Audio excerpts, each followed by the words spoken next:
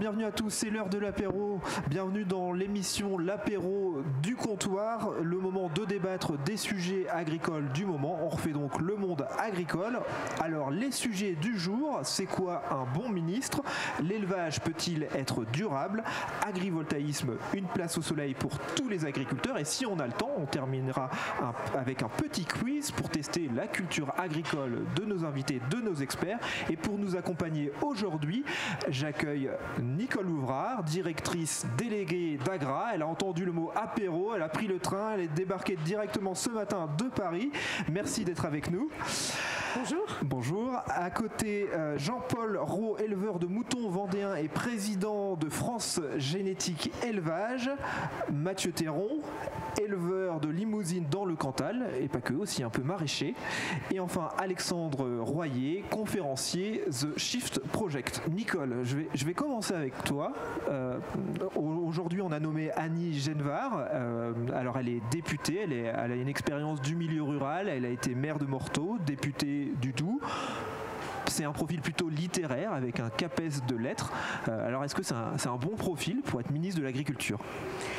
Alors c'est vrai que c'est inattendu parce qu'effectivement on ne l'avait pas vu venir d'une certaine façon. Elle connaît la ruralité de par son poste de député donc dans un territoire rural. Moi j'étais à la passation de pouvoir entre Marc Fesneau et Annie Genevard.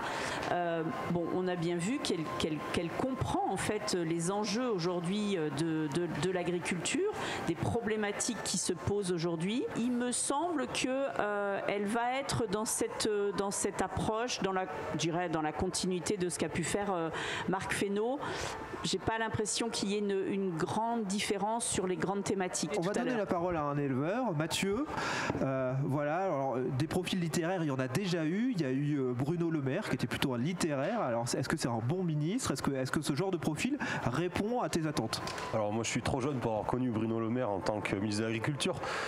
Moi, ce que j'aime dans un ministre, c'est plutôt un ministre de terrain qui comprend les agriculteurs.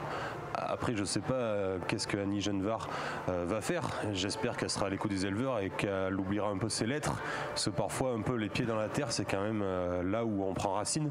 Donc, vraiment, moi, c'est ce que j'attends d'elle. Un ministre de terrain. Et alors, tu étais trop jeune pour Bruno Le Maire. Un ministre qui t'a marqué? Le ministre qui m'a marqué, que j'ai apprécié, c'était Julien Denormandie. Par cet attachement à la ruralité, j'ai envie de dire c'est un ministre à l'écoute et qui mettait un peu les mains dans le cambouis quand même. Jean-Paul, comment tu accueilles cette nouvelle ministre? En ce qui concerne la nouvelle ministre, je n'ai pas d'a priori puisque je ne maîtrise pas du tout quelle est sa compétence aujourd'hui. Il va lui laisser falloir faire ses preuves. Ce que j'attends d'elle, c'est qu'effectivement elle connaisse notre métier pour défendre notre métier à la fois auprès du citoyen mais aussi auprès de l'Europe. Alors nous défendre, c'est quoi le premier chantier, toi? Qu'est-ce que tu attends d'elle? Moi, nous défendre, il faut une égalité entre nos pays, c'est clair. Mais c'est vrai que ce qui est fait en France, il est respectable. Déjà, il faut que le citoyen en soit conscient. Il faut le défendre auprès de l'Europe et qu'on ne fasse pas rentrer des produits qui ne sont pas aux exigences françaises. C'est un élément hyper important pour nous, pour la compétitivité française. Et le côté simplification, parce qu'on a beaucoup parlé, les agriculteurs, trop de lourdeur administrative, beaucoup de simplification. C'était le cas quand même avec les manifestations du début de l'année. C'est une attente aussi, elle est un peu mise de côté? 200% d'accord. C'est vrai que les 25 ou 30% qu'on passe à faire de l'administratif, c'est du temps qu'on passe de moins auprès de nos animaux. Notre métier, il est avant tout d'être dans nos bottes et de faire en sorte que nos exploitations fonctionnent le mieux possible. Et cette lourdeur administrative qui aujourd'hui demande de plus en plus de contrôle et ça nous embête aussi parce que en fait plus on remplit de papiers et plus on est contrôlé sur les papiers qu'on fournit. Alexandre, de ton côté, tu en attends quoi de cette nouvelle ministre? Le chantier là, quel travail à mener en priorité? Alors le genre de travail qui devrait être mené, il y a beaucoup de choses qui ont été dites et qui sont parfaitement justes sur ce qu'on peut attendre d'une ministre. Je me placerai sur le point de vue de la mise en place d'un plan, d'un scénario pour 2050, 2070 et la capacité à à donner les feuilles de route pour y arriver. C'est ce que j'attendrai d'une ministre, quel que soit son poste, c'est un plan sur le long terme et des feuilles de route pour être constant et pas changer. Nicole, tu voulais réagir, tu es d'accord, pas d'accord? Oui, effectivement, c'est important d'avoir cette vision à plus long terme et autant au niveau, on va dire, de la production, des enjeux climatiques, mais aussi des enjeux budgétaires. C'est aussi un ministre de l'Agriculture qui va savoir trouver des alliances, trouver des partenaires sur lesquels il peut compter dans le reste de l'Union européenne.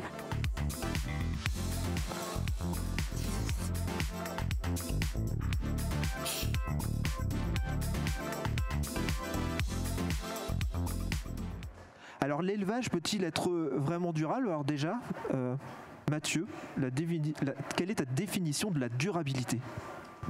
Pour moi, un élevage durable, c'est un élevage à l'herbe. Parce que j'ai envie de dire, quand on est éleveur de ruminants comme moi, sa matière première, ce que va manger la vache en premier, c'est de l'herbe. Qui dit de l'herbe dit la captation de carbone au travers des prairies, dit de la durabilité.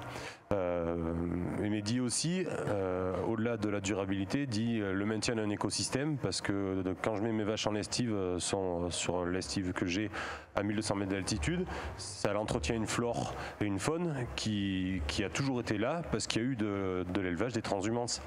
Et tout ça, sans élevage, pas de durabilité. Alexandre, même définition, durabilité et élevage à l'herbe, c'est forcément lié? L'élevage durable, on va se poser la question, on va déjà définir que l'élevage durable, oui, la réponse, est-ce qu'il peut y en avoir un? Oui, puisqu'il y en a eu un pendant 10 000 ans. Et est-ce que l'élevage d'aujourd'hui est durable tel qu'il est? La réponse à laquelle on aboutit, c'est non. Parce que les ressources se raréfient, le climat se réchauffe et donc il y aura un changement. La question est quel va être le type d'élevage durable qu'il va y avoir. Mais on arrivera à un système stable et cette stabilité dépendra des connaissances des éleveurs, de comment ils vont mettre en place leurs pratiques, de qu'est-ce qu'on va leur donner parce que il faut qu'ils soient rémunérés correctement, il faut qu'ils aient des feuilles de route claires. Donc c'est cet ensemble qui permettra d'arriver à un élevage durable que j'espère le plus confortable possible dans le futur. Jean-Paul, tu mets quoi, toi, comme critère, comme notion derrière le mot durabilité de l'élevage? Si on parle de l'élevage durable national, français, j'ai aucun problème pour dire qu'effectivement, oui, c'est un élevage durable qui correspond quand même aux attentes du citoyen malgré tout. Moi, dans mon cas, je fais de la culture pour finir l'alimentation du bétail. J'ai 180 hectares d'herbe. Et tout ça, il ne faut pas oublier, il ne faut pas aller voir les mauvaises idées, c'est-à-dire que aujourd'hui, si on produit, si on fait pâturer nos prairies, si on fauche nos prairies, on stocke du carbone. Et donc l'élevage n'est pas forcément négatif comme on pourrait l'entendre, quoi. Ton élevage, il est durable ou tu es dans une logique peut mieux faire? Comment tu te places? Non, on peut toujours mieux faire. Je suis complètement à l'écoute. Moi, j'ai changé. Je me suis installé il y a 20 ans. Il y a 10 ans, j'ai décidé de passer au semi-direct. Je suis prête à évoluer tous les jours. Mais par contre, respectons ce que nous on fait déjà, parce qu'on fait déjà beaucoup.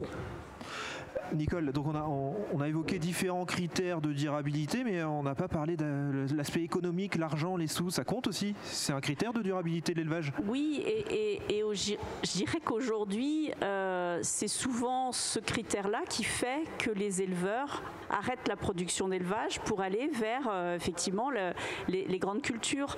Et quand on a ce mouvement-là en masse sur un territoire, on va prendre ce qu'on appelle la zone intermédiaire qui part de Charente-Maritime et qui remonte vers la Bourgogne. Toute cette zone-là, l'élevage disparaît, la polyculture élevage disparaît au profit d'une céréalisation de cette grande zone. Donc on enlève l'élevage et on se retrouve avec des situations complexes. Mathieu, t'entends là, on parle de revenus de cadre moyen. Ça te correspond, ça te parle? Moi, ça me parle complètement. Des fois, j'ai du mal, même parfois, à me caractériser comme agriculteur. Des fois, je me caractérise par chef d'entreprise parce que sur mon exploitation, on est 7. Il y a 7 salaires à sortir. Mais je suis le chef d'entreprise, je suis le porteur de capitaux. C'est moi qui investis, c'est moi qui prends les risques. Et j'estime, comme un chef d'entreprise, mériter mieux. Alexandre, un animal, ça émettra toujours du CO2. Qu'est-ce qu'on accepte, qu'est-ce qu'on tolère? Alors, est-ce qu'il faudrait aussi avoir un diagnostic pour chaque exploitation systématique pour avoir une photo exacte? Qu'est-ce que tu attends, toi? Alors, d'un point de vue global, depuis 10 000 ans, les animaux ont toujours émis du méthane. La question n'est pas le fait qu'ils émettent de méthane, mais que l'ensemble de notre société, agriculture comprise, émettent plus que ce que peut encaisser la planète. C'est-à-dire à partir du moment où on émet plus, la température se réchauffe. Et l'agriculture, et c'est là que c'est très compliqué, est émettrice. Mais c'est pas la seule. Tous les secteurs le font. Jean-Paul, par rapport à ce qu'on a entendu, alors on a une communication aussi qui est pas toujours évidente, c'est-à-dire qu'on dit manger de la viande de qualité, mais on envoie quand même un message dans la communication, manger moins de viande. Comment le consommateur il interprète ça? Juste sur le sujet d'avant, vous dites un audit dans les exploitations, c'est déjà le cas. Aujourd'hui, on fait un cap de zère dans de nombreuses exploitations au niveau de la France et ça nous permet de voir où est-ce qu'on en est sur le bilan carbone de nos exploitations et où est-ce qu'on peut s'améliorer. Alors je reviens sur ma question quand même. On dit certes manger de la viande de qualité, mais on dit aussi manger moins de viande. C'est le message qu'il faudra continuer à porter ou pas? Oui, c'est le message qui est passé et puis qui est assez intelligent aussi pour trouver un compromis entre la viande et un peu de légumes. Ça, de toute façon, c'est toujours accompagné viande-légumes. Donc attention là aussi parce que on peut vouloir faire diminuer la consommation. Mais la consommation aujourd'hui a un effet que si on diminue la production plus que la consommation, c'est de l'import. Et donc cet import-là, il n'est pas dans les mêmes conditions et il n'est pas intéressant au niveau environnemental.